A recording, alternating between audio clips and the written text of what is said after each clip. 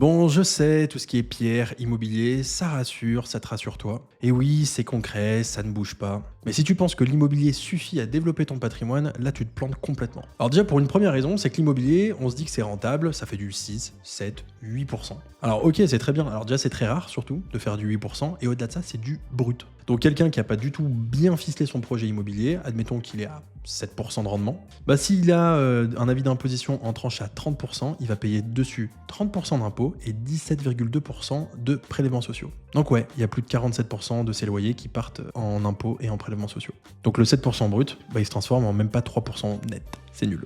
Et ça encore, si t'as pas de surprise dans les charges. La deuxième des raisons, et je pense que je vais en titiller plus d'un, c'est que le patrimoine financier, il est historiquement plus rentable que l'immobilier. Et même plus souple. Alors évidemment, j'occulte la partie immobilier ou ceux dont c'est le métier qui font de l'achat-revente, qui achètent une ruine pour derrière le rénover et faire 30% de rendement.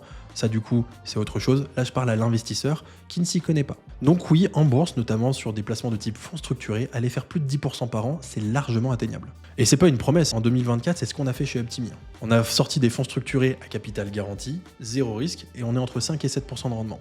Et de l'autre côté, des fonds structurés à capital protégé, où on a pu faire du 12 à 20% de rendement annuel. Les chiffres, ils sont fixes et annuels. D'ailleurs, si tu veux voir des exemples réels, ils sont dans un lien en description de mon profil. Et la troisième des choses, on va parler surtout d'équilibre. C'est pas qu'une histoire de rendement, c'est surtout une histoire de liberté.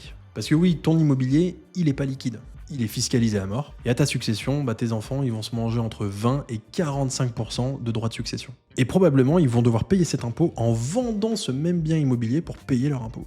C'est pas ouf. Et oui, quand tu fais du patrimoine financier, par contre, là, tu peux faire plein de choses. Notamment avec une assurance vie bien structurée. Tu vas pouvoir déjà désigner qui la reçoit, et donc c'est un bénéficiaire, il n'y a pas d'héritage dessus, donc il n'y a pas de droit de succession. Alors évidemment, il y a un plafond jusqu'à 152 000 € par bénéficiaire avant 70 ans. Ça reste ton patrimoine, donc tu gardes la main dessus si tu en as besoin. Et surtout, bah, tu peux investir massivement dessus et avoir des taux de rendement à 2 chiffres. Alors évidemment, je ne dis pas qu'il ne faut pas faire d'immobilier, je dis juste qu'il ne faut pas tout miser dessus. Parce qu'au final, ça revient à marcher avec une seule jambe. Et de l'autre côté, je ne vais pas te dire que le financier remplace l'immobilier, loin de là. Il le complète. Donc maintenant, pose-toi la question, est-ce que ton patrimoine, il travaille aussi bien que toi? Ou alors est-ce que tu t'accroches à un bien immobilier qui te coûte beaucoup plus que ce qu'il ne te rapporte? Bon, en attendant, si tu veux savoir comment on fait ça chez Optimi, bah t'as tous les liens en description de mon profil. Et puis t'as plus qu'à t'abonner. À bientôt.